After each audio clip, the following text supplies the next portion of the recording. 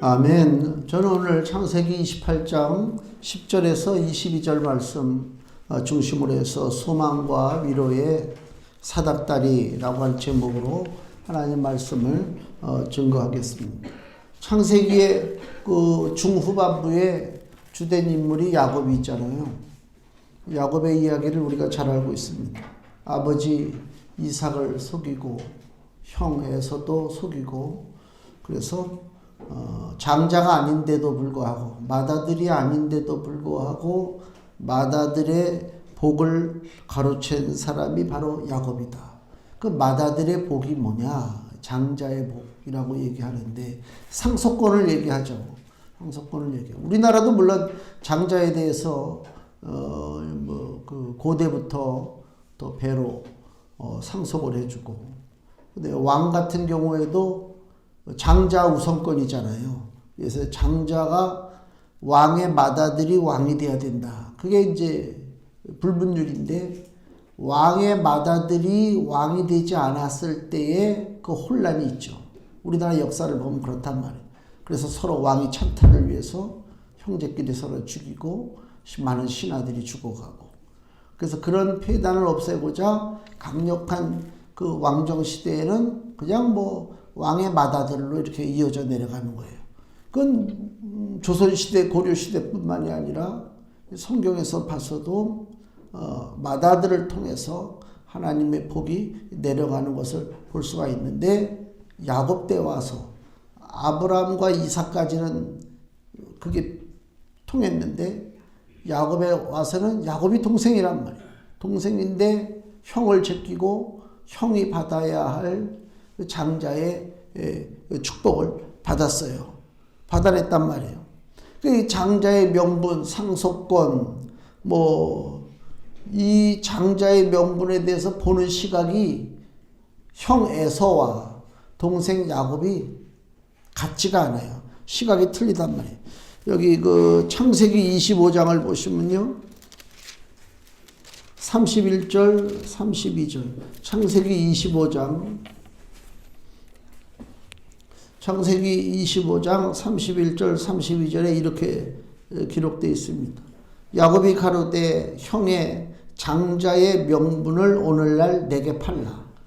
장자의 복을 포기하라, 그 얘기요. 32절 에서가 가로되 내가 죽게 되었으니 이 장자의 명분이 내게 무엇이 유익하리요. 지금 무슨 상황이냐면 형 에서가 사냥하고 돌아와서 먹을 게 없단 말이에요. 근데 동생이 팥죽을 끓여놓고 있다가 형 배고프지? 응, 내가 이 팥죽을 줄 텐데 그냥 줄 수는 없고 형이 갖고 있는 장자의 축복을 나한테 달라. 팔라, 그 얘기요. 그러니까 이 에서는 그걸 아마 장난 정도로 알았을 거예요. 이거 팥죽 한 그릇에 무슨 이걸 사고 팔고 할 것이 있겠느냐, 그렇단 말이에요. 그러니까 이 보는 시각이 틀린 거예요. 우리도 마찬가지예요. 영적인 것이 무뎌지면요, 하나님이 우리에게 주신다고 약속하신 것에 대한 소중함을 깨닫지를 못해요. 당장 눈에 보이는 그 이득이 있잖아요. 눈에 보이는 그 돈 생기는 거, 뭘 따라가야 나에게 돈이 생기고 내가 어떻게 잘 살고 성공할 것인가, 여기에는 눈이 밝아요. 사람들이 다 밝잖아요. 하나님이 주고자 하는 것, 주시는 거는요, 그렇게 계산기 두들기듯이 그냥 딱 해가지고 이건 이득이고 이건 손해다, 그렇게 우리에게 보여주지 않습니다. 지난주에 우리가 아브라함과 조카 롯의 그 갈라지는 모습을 봤잖아요. 조카는 롯은 뭘 택했다고요? 요단 들판, 여호와의 동산 같고 애국가 같은 그 물된 동산, 그 푸른 초지, 보기가 너무 딱 보면 판단이 오죠. 이건 너무 좋지. 그 세상 사람 누구든지 바보가 아닌 이상은 판단해요. 저게 좋은 거구나.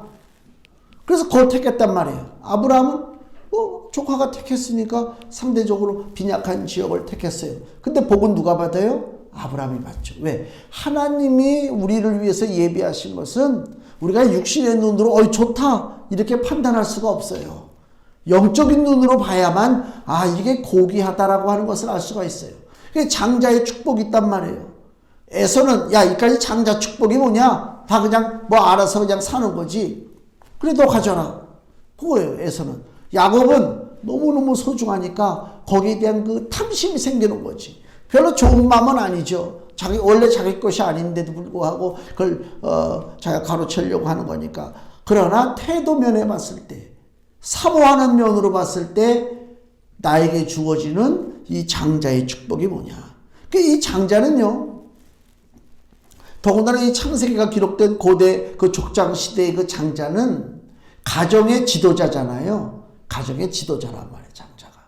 단순한 가정을 이끄는 지도자로 머무는 것이 아니라 이 가정을 하나님이 기뻐하시는 믿음의 길로 이끌 것이냐, 하나님을 대적하는 불신앙의 길로 이끌 것이냐, 이걸 결정하는 자가 누구라고요? 가장이란 말이에요, 가장. 오늘날도 우리 가정들도 마찬가지예요. 대부분이 그 집안의 가장이 어떤 종교를 가지고 있느냐에 따라서 종교가 결정되잖아요. 응? 그래서 제일 불쌍한 애들이 누구예요? 어린애들, 철없는 애들, 부모가 이상한 종교를 믿어.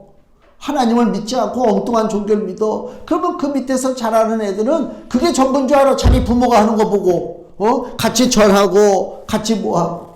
응? 그전에도 텔레비전에서 그 여자, 우리나라 한국 여자가 시집을 갔는데 그 중동 계열에 있는 그 이슬람 믿는 사람한테 시집을 갔어요. 우리 한국에 근로자로 들어왔는데 만났나 봐. 그래가지고 결혼을 했는데, 결혼하는 건 좋지. 단순히 결혼해서 끝나는 것이 아니라 그 중동에 있는 그 해괴한 종교까지 같이 들어오는 거예요. 그 가정에. 그래가지고 집에 그 기도 시간이 있잖아요. 그 회계도들은 기도 시간 되니까 양탄자 같은 거 있잖아요. 카페트 쫙 깔아놓고 애들도 거기 엎드려서 절을 하더라고. 난 그거 볼 때 너무 화가 나는 거야. 왜 한국 사람이 그 하고 많은 저거 중에 저 사람을 만나가지고 한국 여자가 이거 내가 이렇게 얘기하면 난 이거 또 이상한 사람 되는 거 아니야? 국수주의자가 되는 거 아니야? 응? 나는 그렇게 분노했다니까요. 그 친정, 그 여자 쪽 입장에서 보는 거예요. 여자 쪽 친정 입장에서 봤을 때 내 집안의 딸이 시집을 갔어. 한국 사람이 아니야. 서양 사람도 아니고 일본 사람도 아니야. 가장 종교적으로 그 기독교의 가장 적대적인 것이 이슬람인데 세계 분쟁의 상당수를 이슬람이 지금 그 분쟁을 좀 일으키고 있단 말이에요. 근데 그 이슬람과 같이 연결이 돼요. 그냥 좋아서 사는 것으로 끝나는 것이 아니라 그 종교가 들어와서 그 후대까지. 그래서 어느 정도로 우리나라가 심각하냐면 저 대구에 계속 지금 투쟁하고 데모해요. 대구에 왜 거기 이슬람 사람들이 많이 모였는지 이슬람 그 성전을 무슨 예배당을 세운대요. 그래서 대구에 있는 그 지역 사람들은 반대하지 당연히. 왜냐면 그거 세워놓으면 보통 골치 아픈 게 아니거든. 그래가지고 그거 막 데모하고 싸우고 지금도 아마 그러고 있을 거예요. 그런 문제가 생겨요. 일반 사람들 그냥 돈이 나의 신이 되고 내 무얼 먹을까 무얼 마실까 이것만 신경 쓰는 사람들은 옆에 무슨 이상한 종교가 들어오든 몰몬교가 들어오든 여호와의 증인이 들어오든 신천지가 들어오든 나는 내 길을 가겠다라고 살겠지만은 결국은 그것이 우리의 삶을 파괴하는 것이다. 그래서 그 가장의 중요성이 뭐냐? 이 가정을 하나님이 복 주시는 믿음의 가정으로 이끌 것인가? 하나님과 대적하고 귀신의 편에 서는 엉뚱한 종교의 가정, 불신앙의 가정으로 이끌 것인가? 이게 가장이 할 일이란 말이에요. 굉장히 중요해요. 가장 한 사람이 잘못 판단하면 그 밑에 수많은 사람들이 고통을 당하는 거란 말이에요. 고통을 당한다니까요. 지금 유럽의 프랑스도 그렇고 테러가 많이 일어나고 그 사회 문제가 생기고 막 그래요. 왜 그런 줄 아세요? 프랑스가 저 북아프리카 알제리를 식민지로 삼았었는데 알제리가 드골 대통령 때 독립을 했단 말이에요. 아프리카 알제리가. 거기는 회교도예요. 그러고 나서부터 알제리 사람들이 어려운 일만 있으면 북아프리카 사람들이 프랑스로 건너와 이민을 오든지 몰래 오든지. 그러니까 프랑스 사람들의 원래 혈통은 저기 독일 게르만족하고 같은 거예요. 같은 족속이란 말이에요. 그대로 따지면. 근데 지금 프랑스 사람들 보세요. 색깔들이 어떤가? 저 사람도 프랑스 사람이야? 축구 같은 선수들 보면요. 또 스포츠 같은 거 할 때 보면 여기 프랑스라고 해서 프랑스 기라고 나왔는데 내가 볼 때는 프랑스 사람이 아닌데 프랑스 사람이래. 이민원자의 후손들이거든요. 그래 다 좋다 이거야. 스포츠도 좋고 다 좋은데 그 사람들은 자기 종교를 고집해. 프랑스는 전통적으로다가 원래 천주교와 칼빈주의가 탄생한 나라는 장로교가 탄생한 나라인데 이 북아프리카 쪽에서 회교도들이 들어오기 시작하니까 프랑스가 종교가 섞이기 시작하는 거예요. 그래서 프랑스 사람들이 만약에 내가 지금 얘기한 것 같은 것을 설교를 했다. 테러당해.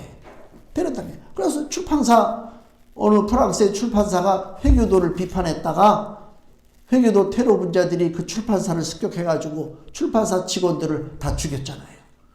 그런 일들이 벌어져요. 사회가 불안정해진단 말입니다. 하나님께서 왜 국가와 민족을 왜 나눠주셨는가를 생각해 봐야 돼요. 국가와 민족을 왜 나눠주셨는가.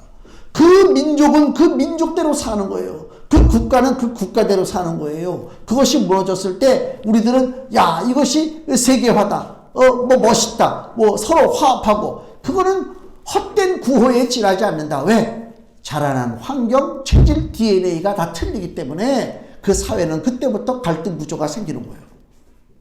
가장이라고 하는 사람이 하나가 잘못 판단하면 사회 구조까지 깨트려진다. 이게 야곱이 장자권을 그렇게 욕심을 낸 이유를 단순한 육신적인 복으로만 볼 것이 아니라 영적인 계보, 믿음의 계보를 이으려고 하는 그러한 간절한 그 마음의 그 하나의 발로였다. 이렇게 보는 것입니다. 단순한 재산 문제가 아니라 그 믿음의 가정을 이끄는 내가 가장이 되었다라고 생각할 때에 하나님 주시는 축복의 대상이 되는 것이다. 그래서 이런 사실에 야곱은 눈이 열리고 에서는 무지하고 하나님의 복을 하찮게 여겼어요. 창세기 25장 34절 야곱이 떡과 팥죽을 에서에게 주매 에서가 먹으며 마시고 일어나서 갔으니 에서가 장자의 명분을 경홀히 여김이었더라. 에서는 그 자기가 원래적으로 가지고 있는 그 장자의 그 직분, 장자의 상속권이 얼마나 소중한 것인가를 그걸 깨닫지 못하고 살았다. 그 얘기입니다. 이 얘기를 우리에게도 한번 심각하게 생각해 봐야 돼. 하나님이 지금 우리에게 영적인 장자권을 주셨어요. 우리는 하나님의 자녀가 됐단 말이에요. 하나님의 복을 상속받았단 말이에요. 이거를 소중하게 여기질 못하고 자기가 가지고 있는 영적인 축복을 스스로 포기하는 인생들이 너무나 많다. 하나님의 사람이라고 얘기를 하고 있지만 실상은 껍데기만 하나님의 사람이지 그 속에 하나님의 사람의 DNA가 없다. 성경적인 것이 없다. 그 얘기입니다. 믿음으로 살아야 진짜 하나님의 자녀지 껍데기만 교회에 있다고 해서 그게 하나님의 자녀냐? 절대 그거 아니죠. 체질 개선이 이루어져야 될 거 아닙니까? 하나님의 나라 사람이 돼야 된다 그 얘기요. 쉽게 얘기하면은 임진왜란 때 일본에서 우리를 쳐들어왔잖아요. 쳐들어왔는데 쳐들어오자마자 조선에 항복한 왜군이 약 대략 통계를 따져보니까 한 10,000명 정도의 왜군이 항복을 했어요. 싸우지도 않고. 조선으로 귀화 신청을 했단 말이에요. 그러니까 일본이라고 하는 그 저급한 문화에서 있다가 조선이라고 하는 나라로 건너오니까 자기가 생각했던 조선이 아니야. 야만적인 조선이 아니야. 칼로 죽여서 없앨 조선이 아니야. 문화가 발달한 조선이라고. 그래서 거기에 감명을 받아서 10,000명 정도가 조선군에게 투항을 했어요. 투항을 하니까 조선에서는 그 투항한 외인들을 각 전선에 또 내세운 거예요. 싸움하라. 그러면 자 일본 군인 입장이 우리가 한번 대보세요. 내가 전쟁터에 갔는데 내가 저쪽에 항복을 했어요. 다른 나라에. 그리고 오늘부터 싸워야 되는데 내가 싸워야 할 대상이 누구라고요? 바로 어제까지 내 조국이요, 내 친구요, 내 동료였던 사람하고 싸운 거예요. 근데 그 기록을 이렇게 보니까요. 엄청나게 용감하게 잘 싸웠어요. 항복한 외국, 그 항외라고 그러는데 엄청나게 잘 싸워가지고 혁혁한 정동을 일으켜서 오히려 조선군에서 놀랄 정도야. 너무 잘 싸우니까 오히려 두려움을 느껴가지고 나중에는 어떤 일이 벌어지냐면 그 잘 싸우는 왜군들을 이 도성 가까이 뒀다가는 좀 위험하겠다 싶어가지고 저 북쪽으로 보내요. 저기 여진족하고 싸우라고. 거기서도 열심히 잘 싸우죠. 그리고 병자호란 때 청나라가 쳐들어왔을 때도 그 항복한 일본군들이 청나라 군인들과 맞서서 싸워서 그 아버지하고 아들이 같이 전사했다라고 하는 기록도 있어요. 지금 이 얘기가 무슨 얘기인 줄 아세요? 바뀌어야 되는 거예요. 어느 정도로 바뀌어요? 조국이 바뀌는 거예요. 내 민족이 바뀌는 거예요. 내가 항복을 한 일본군인데 얼마까지만 해도 일본이 나의 조국이요. 내 같이 일본군에 있었던 그 사람들이 내 동료였지만 항복한 이후로는 그 사람은 내 동료가 아니라 뭐라고요? 내 적이 된 거예요. 그 일본은 내 조국이 아니라 내가 싸워야 할 나라가 됐단 말이에요. 우리가 육신적으로 이 땅에 살고 있어요. 근데 하나님 나라 백성이 되었어요. 예수 이름 앞에 무릎을 꿇었어요. 하나님의 자녀가 됐고 하나님의 군대가 됐다. 그럼 이제부터 우리는 뭐랑 싸워야 되느냐? 이 세상에 있는 세력과 싸우는 거예요. 근데 여전히 이 세상에 있는 세력이 좋아서 거기에 편입돼가지고 나는 누구 편이다 누구 편이다 그러고 싸운다. 그래서 남는 게 뭐가 있습니까? 아무것도 없습니다. 아무것도 없습니다. 정신 바짝 차려야 되는 것입니다. 누구 편에 설 것인가 라고 물어봤을 때에 나는 하나님 편에 선자라고 하는 그 고백이 있지 못하면 그 사람은 껍데기요. 아무 소용없어요. 소중하게 여겨야 되는 거예요. 나에게 주신 영적 가장의 그 직위를 소중하게 여기고 그걸 붙잡고 나가야 되겠다 그 얘기입니다. 야곱이 아버지를 속이고 형을 속였잖아요. 그리고 결국은 막판에 아버지 이삭의 축복 안수기도를 받았어요. 형이 털이 많으니까 그 염소 잡아가지고 엄마가 염소 털로다가 옷을 해주고 막 이렇게 털로다가 뒤범벅을 되게 만들어서 그 이삭이 나이 먹어서 눈이 어두우니까 아버지한테 갔단 말이에요. 나 좀 축복해 주세요. 아버지가 만져보니까 손은 에서의 손인데 음성은 야곱이로다. 그러면서 축복해 주시는 장면이 나오잖아요. 그 축복을 받았단 말이에요. 어떻든 속이고 축복 받았습니다. 그러면 축복 기도 받으면 그것으로 끝입니까? 네? 그게 아니잖아요. 그 전에 저도 전도사 때, 뭐 여기 저 고양시에 유명한 목사님이 와서 부흥회한다고 그래가지고 담임 목사님이 끌고 가가지고, 그 안수기도를 받아야 된다는 거야. 자, 그때만 해도 순진할 때지.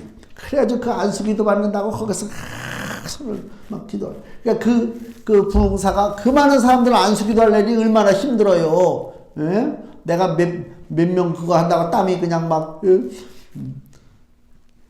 몸도 약하지만요, 내 속에 있는 것을 담아서 기도하기 때문에 힘든 거예요. 복을 비는 기도라고 하는 것은. 그냥 기도가 아니거든요. 있는 진을 다 뺀단 말이에요. 근데 그 부흥에 온 그 목사님이 안수 기도를 하는데 그렇게 했다가는 그 목사님이 죽어. 그러니까 어떻게 지나가면서 그냥 툭툭툭툭 치고 지나가더라고. 그게 의미가 있겠습니까? 야곱이 아버지 이삭의 축복의 기도를 받았어요. 놀라운 축복의 이야기를 들었어요. 그럼 됐죠? 아니요. 이제부터 시작이에요. 새 음모를 파야 돼.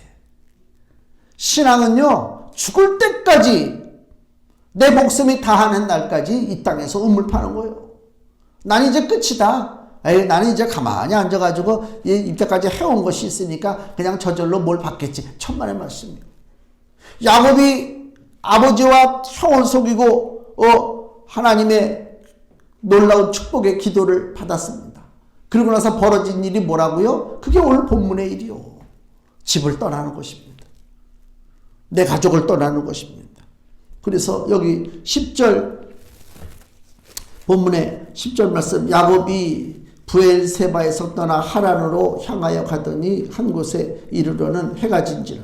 거기서 유숙하려고 그것에 한 돌을 취하여 베개하고 거기 누워 자더니 나그네 길 가는 거예요. 자기 집을 떠나서. 왜? 집에 있었다가는 형 에서가 잡아 죽일 것 같으니까.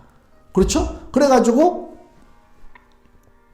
나그네가 된 야곱이 낯선 길, 두려움, 이런 그 고난의 길을 야곱이 걸어가고 있습니다. 자기와 함께 할 자가 없어요. 궁극적으로는 모든 사람이 나그네 길을 가고 있습니다. 우리는 그걸 알아야 돼요. 나그네 길을 간다니까. 핸드폰 켜고 가는 게 아니라니까. 나그네 길을 가는데 나그네 길의 특징이 뭐냐면요. 미리 가보지 않은 길을 가는 거예요. 미리 가보지 않은 길을. 우리가 여행을 가잖아요. 저 일본에 오사카 여행 간다. 그러면 아무 생각 없이 있다가 오사카 여행 가야지. 여권이나 챙겨가지고 그러고 갑니까? 아니요. 가기 전에 요새는 그 뭐 MBTI 뭐 그거 있잖아. 뭐 T냐 뭐냐. 저 같은 경우에는 여행을 간다 그러면 한 달 전부터 스케줄표를 다 잡죠. 그러잖아요. 첫째 날 몇 시에 공항 도착, 몇 시로 시내 진입하면 점심을 어느 식당에서 먹고 어떻게 하고 다 이걸 적어 놓는다고.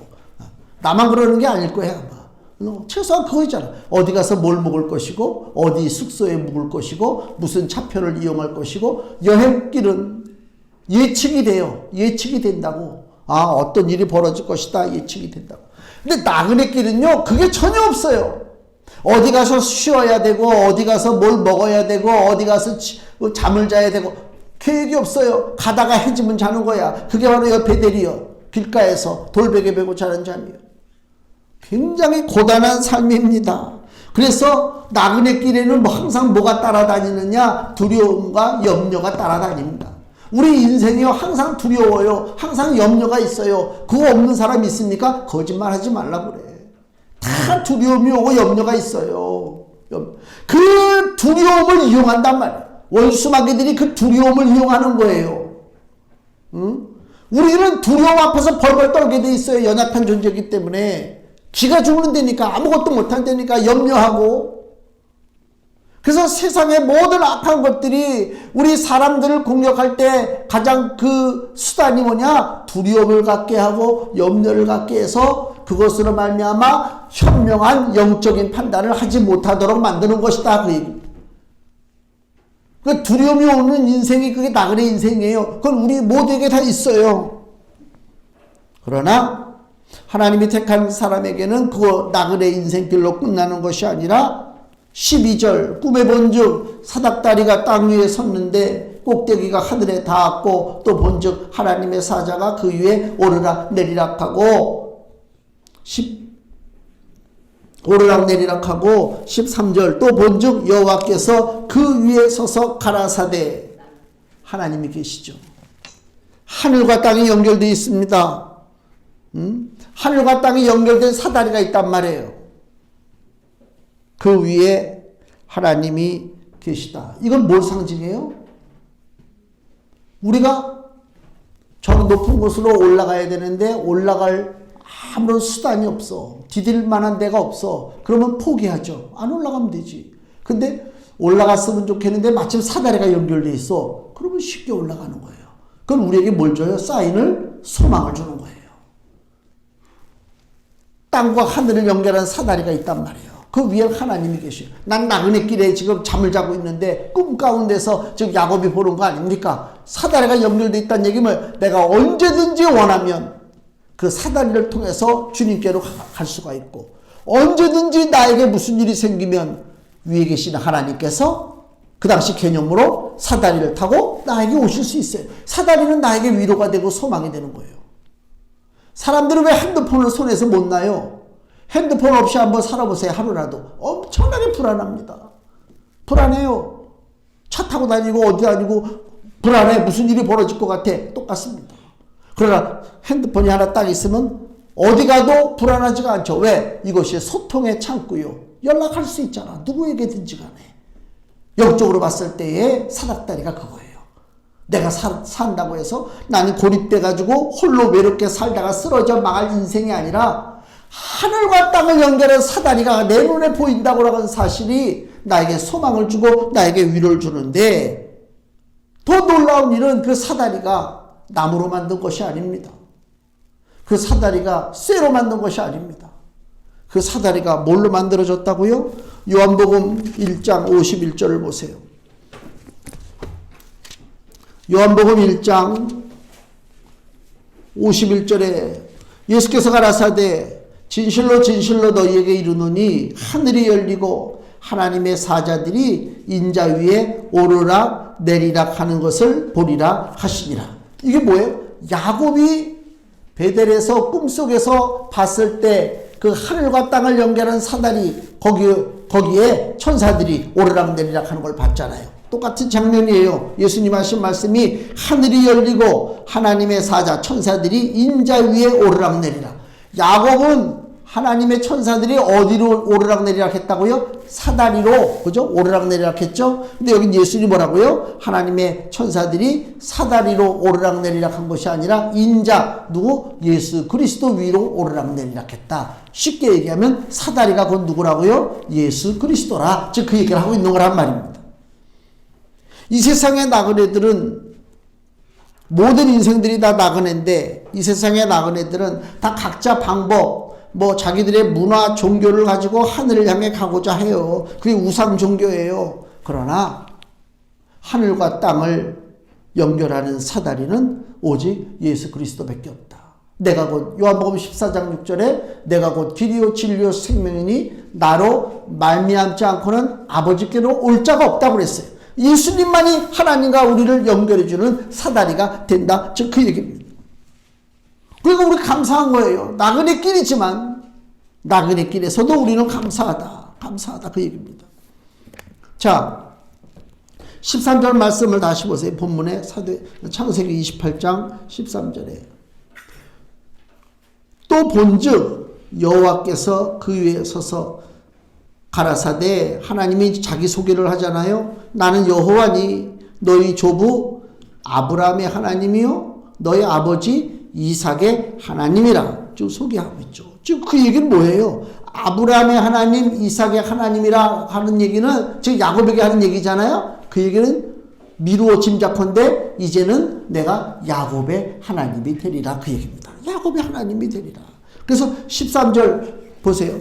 아브라함의 하나님이요 이삭의 하나님이라 너 누운 땅을 내가 너와 네 자손에게 주리니. 자, 복을 주고 누구에게 준다고요? 야곱에게 줘요. 왜 야곱에게 복을 줍니까? 이제 하나님은 야곱의 하나님이 되셨기 때문에 그래요. 14절 네 자손이 땅에 티끌같이 되어서 동서남북에 평만할지며 땅의 모든 족속이 너와 네 자손을 인하여 복을 얻으리라.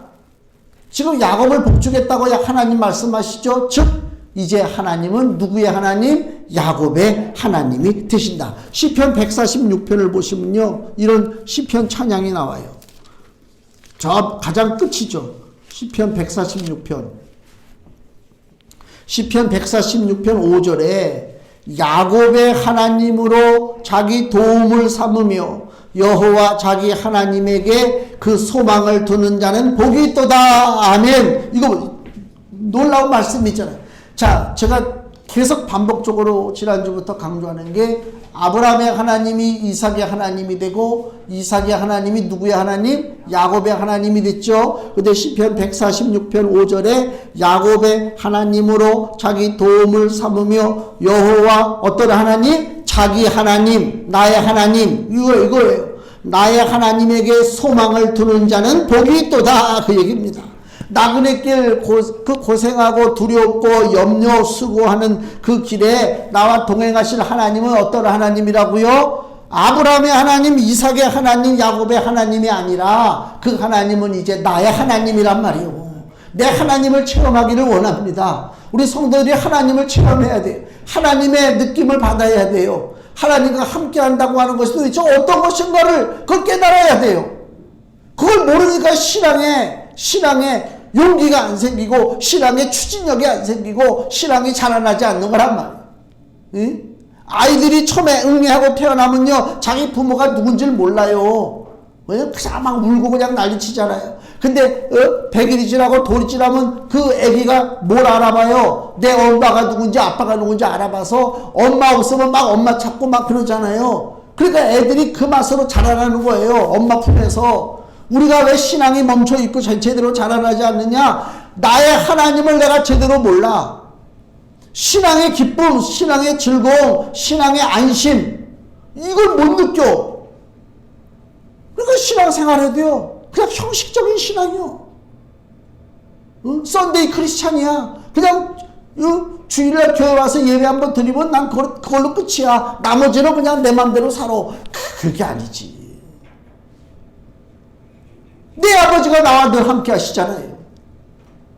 그걸 깨닫지 못하면 소용없단 말이에요.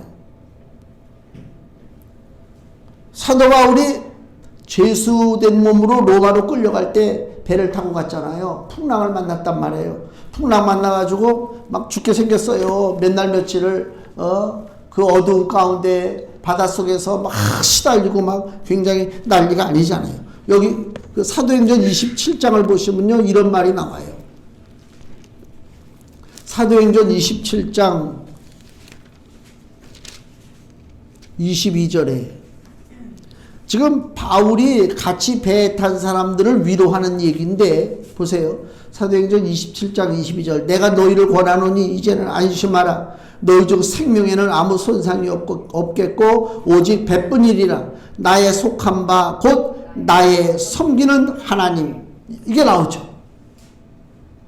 바울에게 하나님의 천사가 와서 말을 전해줬는데 뭐라고 전해줬느냐? 23절 다시 나의 섬기는 하나님의 사자가 어젯밤에 내 곁에 서서 말하되 바울아 두려워 말라. 내가 가이사 앞에 서야 하겠고 또 하나님께서 너와 함께 행선하는 자를 다 내게 주셨다 하였으니 그러므로 여러분이여 안심하라. 나는 내게 말씀하신 그대로 되리라고 하나님을 믿노라. 지금 바울에게 있어서 소망을 주고 두려움을 쫓아버리고 염려를 끊어버리는 그 존재가 누구라고요? 바울의 하나님이요. 바울이 체험하는 하나님이요. 그 하나님이 바울에게 말씀하신 그대로 되리라고 지금 믿고 있다, 그 얘기입니다. 이것이 두려움을 이기는 것이다. 우리가 하나님의 자녀가 된 것으로 끝나는 것이 아니라 우리는 이미 상속을 받았어요. 믿음의 장자의 상속을 받았단 말이에요. 그리고 우리 인생길을 살아요. 나그네 길을 산단 말이에요. 두려움과 염려가 따라와요. 그거 전부가 아니에요.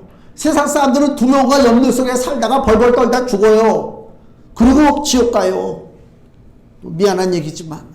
그러나 우리는 두려움과 염려가 따라올지라도 우리에게 소망이 있어요. 눈을 떠서 보세요. 하늘과 땅 사이에 사닥다리가 놓였어요. 그 사닥다리가 누구라고요? 예수 그리스도입니다. 그 예수 그리스도를 통해서 하나님이 누구의 하나님이요? 나의 하나님이 되시는 거예요. 그래서 두려움을 묶어버리는 거라 그 얘기입니다.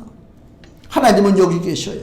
여기 야곱이 정신 차리고 깨어서 하는 얘기가 본문 16절 17절 야곱이 잠이 깨어 가로되 여호와께서 과연 여기 계시거늘 내가 알지 못하였도다. 하나님이 늘 함께 하신다니까요. 근데 내가 깨닫지 못하는 거예요. 하나님은 내 옆에 계신데. 이에 두려워하여 가로되 두렵도다 이곳이요 다른 것이 아니라 이는 하나님의 전이요 이는 하늘의 문이로다. 금주의 말씀을 보세요. 히브리서 4장 16절 같이 읽습니다. 그러므로 우리가 긍휼하심을 받고 때를 따라 돕는 은혜를 얻기 위하여 은혜의 보좌 앞에 담대히 나아갈 것이니라. 아멘. 은혜의 보좌 앞에 나가면 돼요. 은혜의 보좌 앞에 나간다. 어떻게 나가요? 은혜의 보좌 앞에 어떻게 나갑니까? 내가 있는 곳에 하나님이 계심을 믿는 것입니다. 그리고 하늘과 땅의 사닥다리가 되신 예수 그리스도의 이름으로 간구하는 것입니다. 초대교회 성도들은요 이렇게 간구했어요. 사도행전 4장 30절에 거룩한 종 예수의 이름으로 이루어지게 하옵소서. 예수님의 이름으로 이루어지게 하옵소서. 나그네 험난한 인생길에서 우리의 소망과 위로가 되는 것이 바로 사닥다리요.